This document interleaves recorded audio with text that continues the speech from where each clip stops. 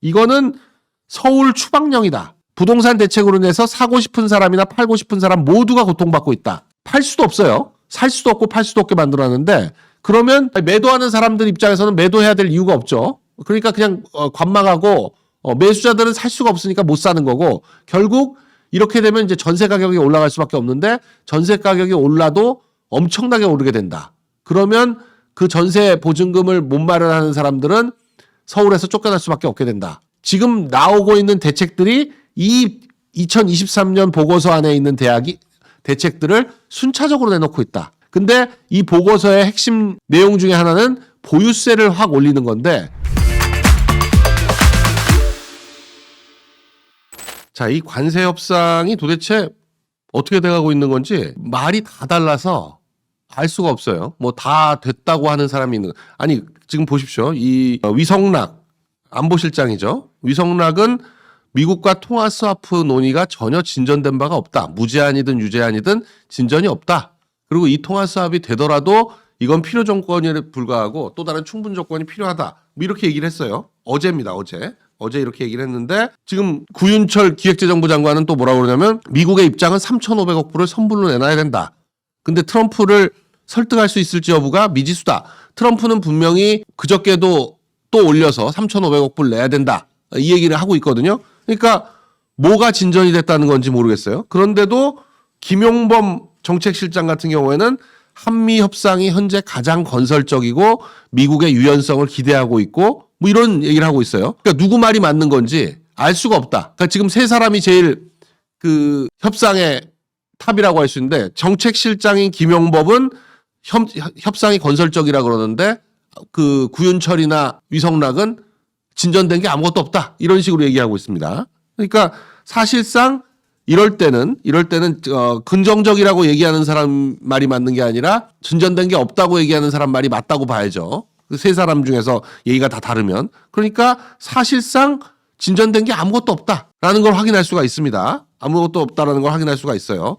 그래서 도대체 관세 협상은 에이펙 이전에 해결이 되는 건지 아닌지 여부도 불확실하고 더 불확실한 거는 지금 트럼프와 시진핑이 에이펙에 오는 거냐 안 오는 거냐. 지금 한 보름도 안 남았습니다. 2주도 안 남았어요. 12일, 13일 남았는데 가장 중요한 미국과 중국의 정상이 에이펙에 오는 건지 안 오는 건지 여부도 알 수가 없는 참여할 것으로 기대하고 있다. 희망하고 있다. 이런 정도 얘기밖에 못 나오고 있어요. 지금 아니 10월 31일, 11월 1일 이틀입니다. 이틀. 그러니까 경주에서 열리는 에이펙이 10월 31일, 11월 1일 이틀이에요. 이틀인데 지금 17일이니까 아직 14일 뭐 2주도 채 안 남았는데 가장 중요한 두 사람이 참석을 하는 건지 아닌지 여부도 불확실한 그런 상황이다. 지금 오늘 아침에도 뭐 여러 언론은 참석할 것 같다라는 식의 기사를 내고 있는데 지금 트럼프는 우크라이나전에 집중하고 있다라고 해서 다음 주에 헝가리에서 푸틴과 만난다라는 얘기가 나오고 있습니다. 그러니까 지금 트럼프에게 있어서 에이펙 참석 여부는 전혀 중요하지 않은 오히려 푸틴은 27일에서 29일까지 뭐 일본을 방문하겠다. 그래서 신임 총리와 만나겠다라고 하고 있는데 신임 총리가 27일까지 뽑힐 수 있을지 여부가 지금 불확실해서 만일에 27일까지 다카 이츠가 뽑히지 않게 되면 일본을 안 갈 수도 있다. 그렇게 되면 에이펙도 참석을 안 할 수도 있다. 지금 이런 상황이 되고 있습니다. 그래서 도대체 뭐 아무것도 외교 분야에 있어서 아무것도 성과도 못 내고 아무것도 제대로 진척을 못하고 있는 상황 아닌가. 지금 그렇게 보여집니다. 오히려 트럼프는 베네수엘라에서 지금 베네수엘라가 다시 관심의 대상이 된 게 베네수엘라의 야권 지도자, 여성 야권 지도자인 마차도인가요? 마차도가 노벨 평화상 노벨 평화상 수상자로 지명이 되면서 베네수엘라가 다시 한번 또 관심의 대상이 되고 있는데 이 베네수엘라에서 마두로 같은 마시 돌림이라 가지고 좀 헷갈립니다. 마차도 마두로. 네, 근데 마두로는 현재 베네수엘라의 집권자인 베네수엘라 대통령이고 마차도는 베네수엘라의 반 집권 세력, 그러니까 야권이죠. 야권 지도자인 여성입니다. 그런데 마두로를 축출하기 위해서 트럼프가 CIA의 비밀 공작을 승인했다라는 사실이 뉴욕타임즈에서 지금 보도를 했는데 단순한 축출 공작 정도가 아니라 살상까지도 포함하는 비밀 작전을 수행하도록 승인했다라는 거죠. 그러니까 살상이라는 게 과연 어느 규모인지, 어느 정도로 CIA가 직접적으로 이 베네수엘라 마두로를 축출하기 위해서 나설 것인지 이런 것들이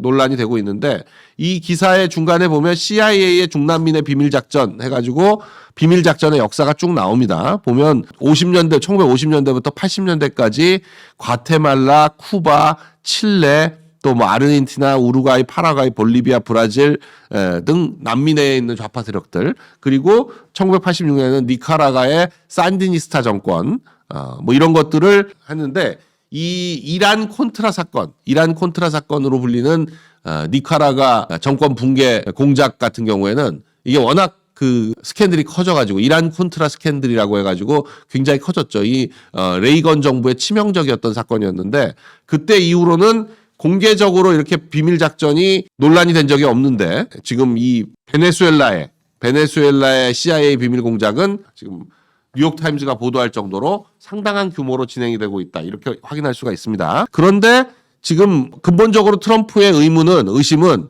이 이재명 정부가 어느 정도 친중이냐, 이런 거죠. 근데 이게 지금 보면 우리가 먼저 중국인들도 한국에 와서 운전을 할 수 있도록, 우리는 그게 안 됩니다. 중국은 국제협약에 가입이 안 돼 있어가지고 국제운전면허증의 대상 국가가 아니에요. 그런데 중국에서 면허를 가지고 있는 사람을 한국 내에서 운전을 할 수 있도록 해주자라는 거를 검토를 하고 있다는 건데, 이건 뭐 중국이 요청한 것도 아니고 우리가 먼저 지금 이걸 검토를 해가지고 경찰에서 이런 짓을 하고 있다라는 거죠. 국제운전면허증을 통해서 우리가 중국에 가서 운전을 할 수도 없는데 우리가 먼저 중국에 이걸 열어줘야 될 이유도 전혀 없는 거죠. 더군다나 이 건보료 문제는 상당히 계속 논란이 되고 있는데, 중국인들이 건강보험료는 얼마 내지도 않으면서 혜택만 집중적으로 받아가고 있다, 가족들까지 혜택을 받고 있다, 이런 논란이 계속되고 있는데, 중국인으로부터 받은 최근 10년간에 중국인으로부터 받은 건보료는 한 5조 5천억 정도인데, 중국인이 받아간 건강보험료는 6조 가까이가 돼서 한 4천억 원대 적자를 보고 있다는 거예요. 그런데 요걸 윤석열 정부 때 법을 좀 바꿔가지고 작년 한 해 동안은 중국인으로부터 받은 건강보험료 흑자가 55억 원이었다, 이렇게 지금 얘기하고 있는 것 같습니다. 그런데 55억 원 흑자는 작년 한 해만 그런 거고, 2016년부터 작년까지 누적 적자를 따져보면 4,300억 원이다라는 겁니다. 건보료 수지가 적자인 국가는 중국이 유일하다. 오히려 미국 같은 경우에는 건강보험료 흑자 폭이 5,799억 원 흑자다라는 거예요. 그러니까 중국인들이 이 건강보험료 문제를 적극 활용하고 있다. 이 건강보험료 국가 수지별 분석을 보면 전 세계적으로 다 흑자인데 중국만 적자예요. 중국만. 건강보험료뿐만 아니라 여러 가지 문제에 있어서 왜 이렇게 우리가 중국에 대해서 저자세를 취해야 되는지. 지금 중국이 지금 무비자 허용된 이후로 지금 2주, 한 3주 가까이 돼가고 있죠. 그런데 제주도 금은방에서 중국인 3명이 1,400만 원어치를 털었다. 그런데 털고 나서 1시간 20분 만에 공항에서 검거가 됐다. 뭐 이런 기사도 있고요. 또 제주 해변에 벽돌인 줄 알고 봤더니 66만 명이 동시에 투약할 수 있는 정도의 케타민이었다.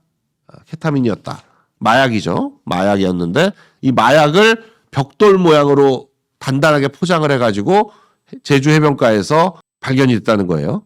근데 이게 바다에서 떠밀려온 건지, 아니면 누가 놓고 간 건지, 아니면 공해상에서 이렇게 떨어뜨려가지고 의도적으로 제주 해변에 도착하게 만든 건지, 뭐 이런 것들을 확인을 해야 되는 지금 그런 상황입니다. 이것도 좀 재밌는 기사인데, 태백, 그러니까 철원이나 태백 이런 데서도 유흥가들에 보면 중국 녀석들이 밤거리를 장악했다. 불법 복원의 사각지대다. 중국 여성들은 이것도 황당하죠. 황당한데 국내 여성은 이제 거의 없어지고 중국인 업주가 직접 인수해서 중국인 여성들을 고용해가지고 최소 수백 명 넘는 중국인 여성들이 태백 시내 중심권에 룸사롱, 단란주점, 노래주점 등의 유흥업소에 종사하고 있다. 이 여성들은 대개 관광비자나 단기 취업비자로 입국한 다음에 불법 체류를 하고 있다. 이런 겁니다. 안산에서 이러다가 태백이 돈이 된다 그래서 태백으로 옮겨왔다더라. 뭐 이런 얘기들도 나오고 있고요. 이렇게 지금 중국인들에 대한 문제들이 계속 발생하다 보니까 한국에 온 대만 사람들이 중국인으로 오해받기가 싫다.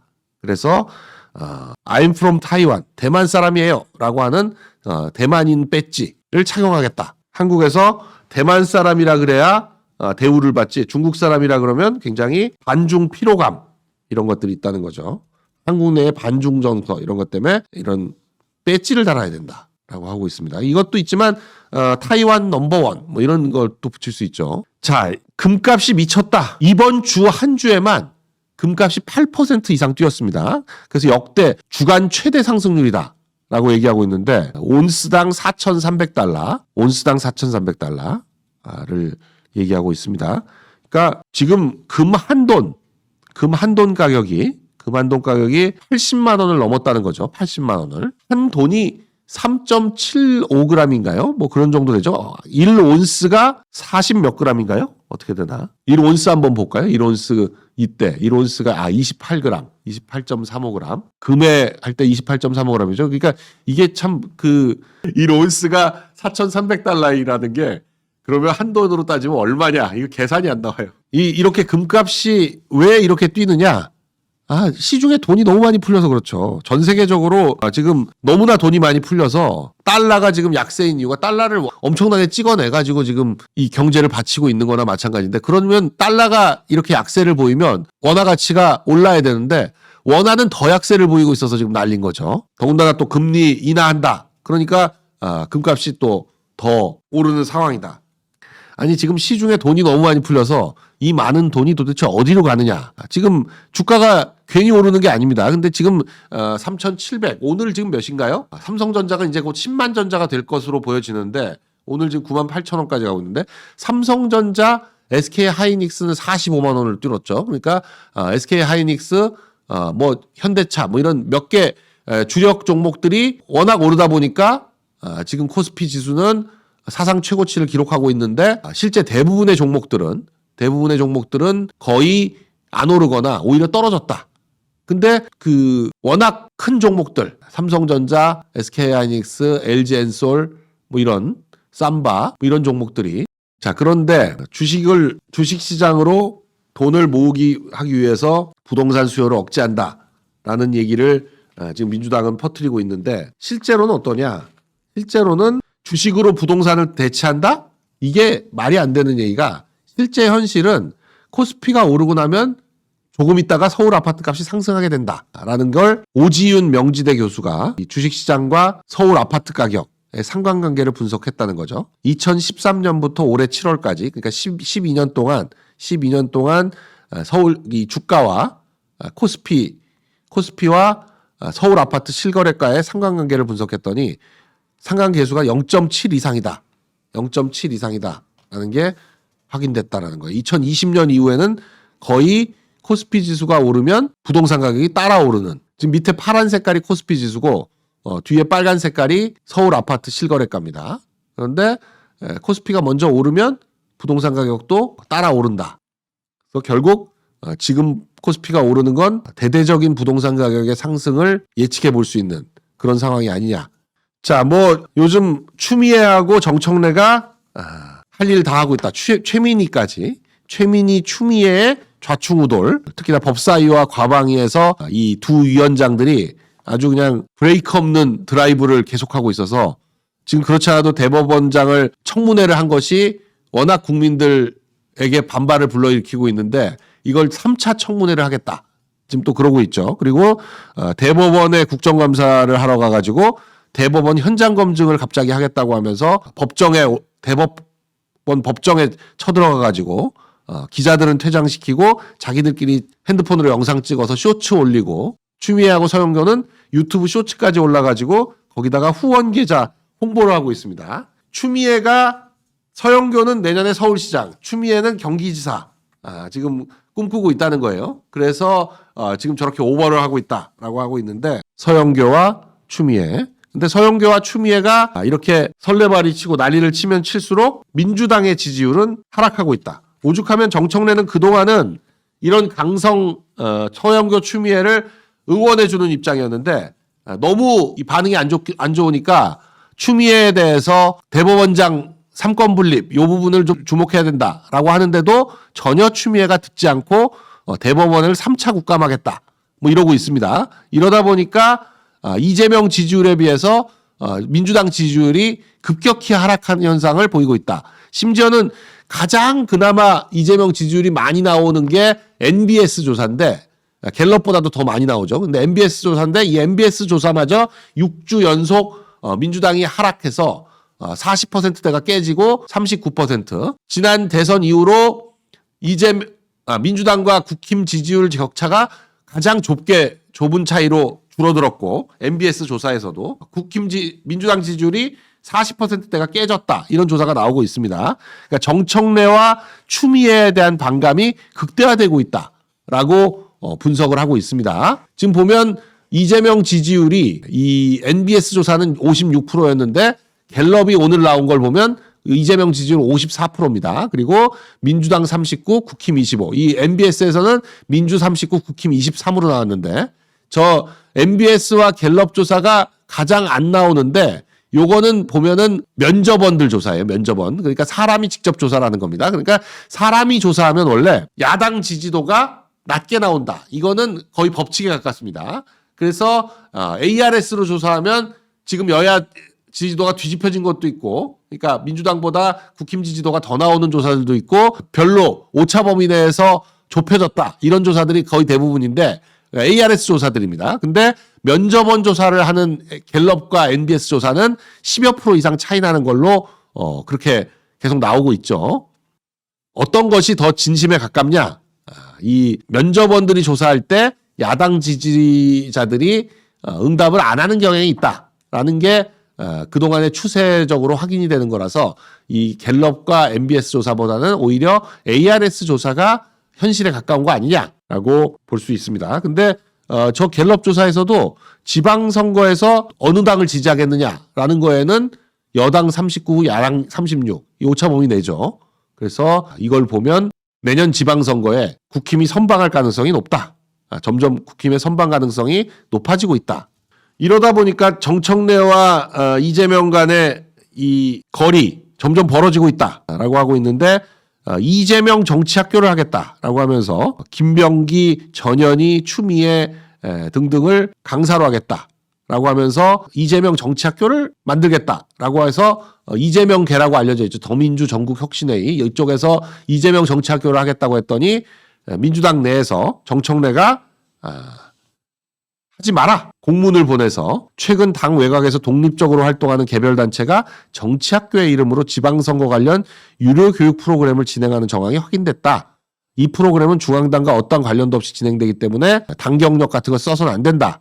당 공천에서 반영되고 인정되지도 않을 거다라고 견제에 나섰습니다. 그래서 이재명과 정청래의 갈등이 심화되고 있는 거 아니냐라는 분석이 나오고 있죠. 자, 특검이 지금 3개 특검이 100일을 수사를 했습니다. 보통 일반적으로는 특검 수사는 뭐 90일 하는 경우도 있고 120일 하는 경우도 있고 길어야 150일인데 지금 현재 이 3개 특검에 대해서는 중간에 또 법을 개정을 해가지고 30일간 또 연장할 수 있도록 해서 지금 대충 한 150일, 180일 이 정도 수사를 할 것 같아요. 그러니까 올해 안에는 다 끝납니다. 이 3대 특검 수사가. 그런데 이제 2달 가까이밖에 안 남았는데 뭘 했냐라고 보면 이 최혜병 특검이 현재까지 기소를 한 명도 못했어요. 7월 2일에 수사를 시작해서 100일이 넘었는데도 불구하고 현재까지 기소한 사람이 한 명도 없다. 김건희 특검은 구속 14명, 기소 19명을 했는데 불구하고 김건희 여사와의 관련성이 있는 사람이 반도 채 안 된다. 나머지는 별건으로 기소를 한 거죠. 그나마 내란 특검 조은석은 윤 대통령을 다시 구속시킨 그런 거를 성과로 내세우고 있는데 그 외에 내란죄에서 더 이상 한 발짝도 못 나가고 있다.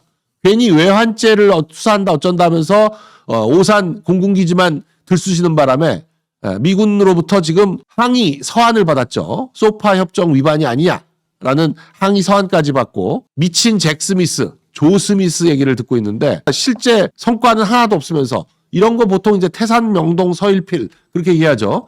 태산을 울렸지만 쥐 한 마리 지나가더라. 라는 것처럼 지금 내란 특검, 그러니까 특검들이 온갖 기세를 과시하면서 난리를 쳤는데도 불구하고 성과가 없다. 성과가 없다는 겁니다. 문재인 때 적폐 수사 이거는 거의 국힘 계열 인사들 한 200여 명을 구속시키고 1000명 이상을 조사를 하고 난리를 쳤었는데 지금 뭐 특검 3대 특검이 개별 특검 하나당 웬만한 검찰청 규모의 인원을 지금 운영을 하고 있는데도 불구하고 성과를 못 내고 있다. 오히려 지금 이제 특검들을 특검해야 된다라는 얘기가 나오면서 이제 터질 것들이 터지고 있습니다. 민중기 김건희 특검 같은 경우에 판사 시절에 민중기 특검은 서울중앙지법원장을 김명수 때 역임했던 그런 인물입니다. 그런데 부장판사 시절에 2009년에 부장판사 시절인데 부장판사 시절에 태양광 소재업체인 네오세미스테크라는 회사에 투자해서 신주인수권부 사채에 투자해서 비상장 주식이었는데 이 네오세미테크는 재밌는 건 뭐냐면 김건희 여사가 이 회사 상장 직전에 신주인수권부 사채에 투자했다. 이런 걸 특검팀에서 수사를 했다는 거예요. 왜냐하면 김건희 여사가 주식을 잘 모른다라고 하는데 그게 아니다. 신주인수권부 사채를 투자할 정도면 주식을 어떻게 모를 수가 있냐. 뭐 이런 것들을 정황 증거로 하기 위해서 이걸 특검에서 수사를 했는데 이거 수사하는 과정에서 민중기 특검 본인이 이 같은 회사 네오세미테크 비상장 주식을 만주를 보유하고 있었고 상장 후에 이 네오세미테크는 1년도 안 돼가지고 퇴출이 됐다는 거예요. 근데 퇴출되기 직전에 팔아서 1억 6천만 원의 차익을 거뒀다. 코스닥 시장에서 상장되자마자 8개월인가 만에 퇴출이 됐는데 이 회사 주식을 비상장 시절에 보유해서 상장되자마자 팔아가지고 1억 6천만 원의 차익을 거뒀다. 이때 개미들은 7천 명 가까이가 이 회사 주식에 투자했다가 상장 폐지되는 바람에 휴지 조각이 됐는데 30배 넘게 차익을 거뒀다는 거예요. 1억 6천만 원이 문제가 아니라 투자 수익이 30배. 회사 부실을 숨기고 거짓 정보를 흘렸던 경영진 외에는 부실 징후를 알 길이 없었는데 어떻게 도대체 민중기 특검이 상장 폐지되기 전에 손실을 하나도 안 입고 30배 차익을 남기고 빠져나갈 수 있었느냐. 그랬더니 민중기 특검이 이 네오세미테크 대표와 고등학교 동문이다. 라는 게 고등학교 동문, 대학교 동문, 대전고 서울대 동기, 단순히 동문 정도가 아니라 동기네요, 동기. 대전고 서울대 동기. 이 정도면 굉장히 친할 사이죠. 2008년도에 만주를 매수했는데 당시 액면가 500만 원에 구입을 했네요. 그걸 1억 5,800에 2년 만에 1억 5,800에 팔아서 1억 5천만 원 수익, 30배 수익을 올렸습니다. 그런데 재밌는 건 이 네오세미테크의 신주인수권부 사채를 김건희 여사가 매수한 적이 있다. 이걸 가지고 김건희 여사가 주식을 잘한다. 라는 걸 입증하려고 하다가 지금 오히려 저게 지금 탄로가 난 거예요.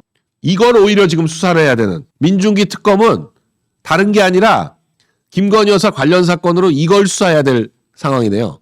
이게 주가 조작이지. 이건 주가 조작 정도가 아니라 내부자 거래, 내부자 거래죠. 내부자 거래. 대표한테 우리 상장 폐지될지도 모른다. 라는 얘기를 안 들었으면 저걸 팔았을 리가 있어요? 자, 김건희를 그렇게 공격하다가 이제는 김현지로 바뀌었다. 뒤바뀐 여야 스토킹 공방이라고 하고 있습니다. 지금 김현지와 관련해서 매일매일 뭐가 빵빵 터지고 있어서 저야 뭐 계속 말씀드리지만 김현지와 직접적인 관련이 있는 사건도 있고 하기 때문에 김현지 문제에 대해서 좀 조심스럽게 말씀드리고 있는 입장이죠. 그런데 지금 뭐 원래 다들 알고 있었던 얘기지만 다들 알고 있었던 건 아닌 것 같아요. 지금 처음 아시는 분들도 많은 것 같습니다. 김현지와 관련해서. 김현지의 이재명 보좌가 30년이다. 1998년부터 이재명을 보좌를 해온 비서진들의 실세 중에 실세다. 김현지의 사무국장 시절부터 시작해서 너바나라는 닉네임을 쓰면서 여기저기 글을 올렸는데 거기에 이재명이 뭐 댓글을 달았다. 이런 얘기들도 나오고 있고요.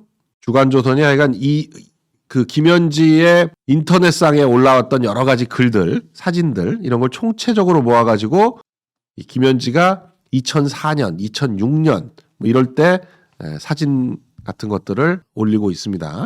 자, 결국 이제 세 번째 부동산 대책이 10월 15일 그저께 나왔습니다. 근데 이제 이틀밖에 안 지났는데도 불구하고 이 부동산 대책과 관련해서 온갖 얘기가 다 나오고 있어요. 어제는 김병기 민주당 원내대표가 빚내서 집 사는 게 정상이 아니다라고 했다가 김병기 자체가 송파에 장미 아파트를 지금 대출 받아가지고 사서 보유하고 있다는 거예요. 대표적으로 지금 송파의 재건축 아파트로 불리고 있죠. 송파에서 그 잠실 5단지, 1, 2, 3, 4단지는 전부 재건축이 됐고 고층으로 만들어진 5단지와 그 옆에 있는 장미 아파트가 이제 송파에 남은 재건축 최대어다 이렇게 얘기하고 있는데 그 장미 아파트를 35억 원 가까이 됩니다. 45평형인데 전세로 동작구에 살면서 장미 아파트는 98년부터 보유하고 있다고 하는데 여기에 대출해가지고 보유하고 있으면서 여기에 대해서 국힘에서는 전세 입자를 두고 있는 갭 투자다. 네. 공무원만 했던 김병기가 무슨 돈으로 35억 원의 아파트를 구입할 수가 있냐. 이게 지금 김병기의 재산 신고 내역에 따르면 이 장미 아파트 45평이 35억인 거지 실제로는 40억이 넘는 거예요. 국민의힘에서는 이 부동산 대책을 서울 추방령이다. 그렇죠. 이제 그 서울에 살고 있지만 전세나 월세로 살고 있던 사람들은 이제 더 이상 서울 내에 집을 살 수가 없어진 거죠. 서울 안에 있는 집들을 살려면 대출을 못 받으니까 사실상 살 수 없게 돼서 서울 내 전월세 사는 사람들은 서울에서 나가라는 얘기나 마찬가지입니다. 이 대책으로 가장 눈에 띌 효과는 매매가가 떨어지기보다는 전월세 가격이 엄청나게 상승할 수밖에 없어요. 지금 이제 전월세 4년이 돼가지고 바뀌는 집주인이 있으면 당연히 전세 가격을 뭐 엄청나게 올릴 수밖에 없고 지금 올리게 되면 지금 2021년 2020년인가 그 전월세법이 생기고 나서 지금 이제 또 한번 이제 4년 넘어서 턴이 바뀔 때가 됐는데 새로 전세를 받는 주인들이 전세 가격을 엄청나게 올릴 가능성이 높습니다. 이번 대책으로 인해서. 그러면 서울 지역에 자가를 소유하지 못한 전월세 거주자들은 그 차액을 갑자기 3억 5억 올려달라. 그러면 어떻게 올려줘요? 올릴 수가 없잖아. 그러면 서울에서 나갈 수밖에 없는. 제가 볼 때는 이 대책으로 인해서 이 부동산 대책으로 인해서 집값은 못 잡으면서 표심만 엄청나게 일 가능성이 높다. 지금 민주당 지지자들 사이트에서도 이번 부동산 대책과 관련해서 엄청난 비판이 나오고 있다는 거죠. 지금 아직 지지율 조사에는 반영이 안 되고 있는데 제가 볼 때는 10월 말쯤 돼서 이제 이 대책으로 인해 가지고 실질적인 피해자들이 쏟아져 나오기 시작하면 이게 결국 내년 지방선거에 서울 경기 지역을 좌우하게 될 것이다. 서울은 제가 볼 때는 지난번 지방선거에 거의 전동을 오세훈 시장이 이겼다던가 뭐 그런 것 같은데 이번에도 그렇게 될 가능성이 높다. 이 부동산 대책으로 인해서. 송원석 원내대표가 지금 정확하게 얘기하고 있는데 집값 폭등이 없을 것이라는 근거 없는 낙관만 가득하다. 누구를 위한 정책이냐? 이거는 서울 추방령이다. 부동산 대책으로 인해서 사고 싶은 사람이나 팔고 싶은 사람 모두가 고통받고 있다. 팔 수도 없어요. 살 수도 없고 팔 수도 없게 만들어놨는데 그러면 매도하는 사람들 입장에서는 매도해야 될 이유가 없죠. 그러니까 그냥 관망하고 매수자들은 살 수가 없으니까 못 사는 거고 결국 이렇게 되면 이제 전세 가격이 올라갈 수밖에 없는데 전세 가격이 올라도 엄청나게 오르게 된다. 그러면 그 전세 보증금을 못 마련하는 사람들은 서울에서 쫓겨날 수밖에 없게 된다. 서울 추방령이라는 말이 정확한 표현입니다. 근데 이런 대책이 도대체 왜 나오고 있는 거냐? 보시면 2023년에 민주당의 재집권 보고서가 있습니다. 여기 안에 부동산 대책이 쭉 담겨 있는데 지금 나오고 있는 대책들이 이 2023년 보고서 안에 있는 대책들을 순차적으로 내놓고 있다. 이 보고서 내용이 세 차례의 대책 안에 그대로 담겨 있습니다.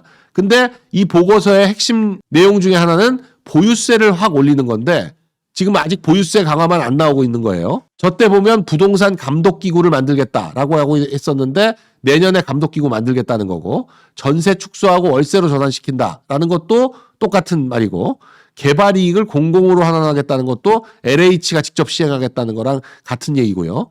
이제 보유세 강화만 빠져 있는데 지방선거를 앞두고 보유세 강화했다가는 박살이 날 것 같으니까 보유세 얘기는 아직 안 하고 있지만 지방선거에 만일에 민주당이 승리한다? 그럼 바로 보유세 강화로 갈 겁니다. 아니 근데 지금 이 대책은 민주당 지지하는 사이트들에서도 엄청나게 비판이 쏟아지고 있어서 결국 이 부동산 대책으로 내년 지방선거에 청신호가 켜졌다라고 말씀드릴 수 있습니다. 네. 결국 이 부동산 대책을 보면 이 정부 이재명이 얼마나 무능한가. 경제적으로 철학도 없고 대책이라는 것도 경제에 대한 대책도 관세 협상은 관세 협상대로 외교도 외교지만 경제와 외교가 결합되어 있는 협상에 있어서 전혀 지금 보이지도 않잖아요. 이재명이 뭘 하고 있는지 아무것도 드러나지도 않고 있고 참모들은 전부 제각각이 중구난방으로 떠들고 있고 아무것도 지금 진행되는 것도 없고 부동산 대책에 있어서도 입만 살아서 떠들어댔지만 실제 집값은 지금 천정부지로 뛰어 올리고 있는 거예요. 지금 실제 시장에는 너무나 급격한 상승세를 보이고 있어서 이 뭐 1% 상승했네, 1.5% 상승했네, 실제 그렇지 않다는 거죠. 시장은 훨씬 더 엄청나게 뛰고 있다. 그래서 지금 뭐 집권 5개월 만에 문재인 때 상승률의 거의 반을 따라잡고 있다라는 얘기까지 나오고 있는 정도입니다. 그런데 내놓는 대책마다 오히려 집값을 더 자극할 수밖에 없는 대책만 나오고 있어서 공급은 전혀 내놓지 못하고 있으면서 실질적으로 어떻게 공급하겠다는 대책은 전혀 못 내놓으면서 수요만 억제하려고 하는. 그게 되나요?